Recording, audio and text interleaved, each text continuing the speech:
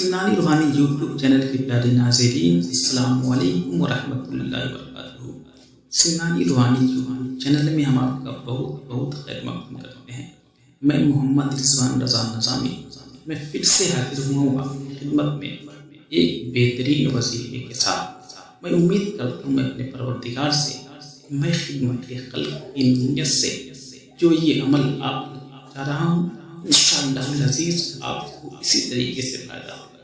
محترم ناظرین و سامعین، ویڈیو شروع کرنے سے پہلے اگر آپ ہمارے چینل پہ اگر نئے ہیں، اس کے لیے چینل کو سبسکرائب کریں، بیل آئیکن کو ضرور کلک کریں تاکہ ہماری ہر ایک نئی ویڈیو کی نوٹیفیکیشن آپ کو سب سے پہلے ملتی رہے۔ حضرات آئیے چلتے ہیں ویڈیو کی جانب۔ آج ہمارا ٹاپک ہے سورہ کوثر کا مجرب عمل، ہر مشکل جائز مقصد کے پورا ہونے کے لیے۔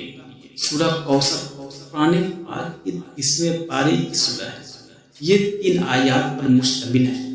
اس کو پڑھنے کے بے شمار فضائل و برکات ہیں۔ سورہ کوثر پڑھنے سے اللہ تعالیٰ ہر مشکل، ہر تنگی سے نکلنے کا راستہ بنا دیتا ہے۔ اگر آپ کسی حاجت کو پورا کرنے کے لیے سورہ کوثر پڑھتے ہیں تو اللہ تعالیٰ آپ کی حاجت پورا فرما دیتا ہے۔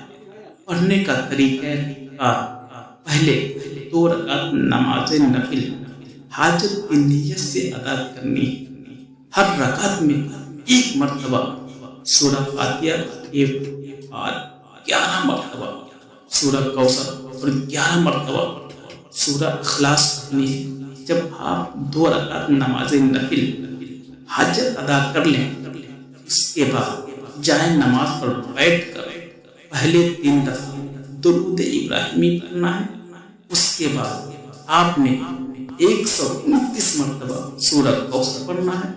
جب پڑھ لیں گے تو آپ نے آنکھیں بند کر کے مکمل توجہ سے اللہ تبارک و تعالیٰ کا ایک اسم مبارک یاسمینوں کو 100 مرتبہ حاجت کا تصور ذہن میں رکھ کر پڑھنا ہے۔ آخر میں 3 دفعہ درود ابراہیمی پڑھ کر رو رو کر پروردگار کی بارگاہ میں حاجت کے لیے دعا کرنی ہے۔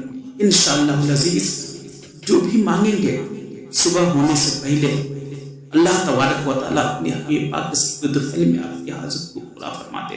خدا حافظ۔ السلام علیکم ورحمۃ اللہ وبرکاتہ۔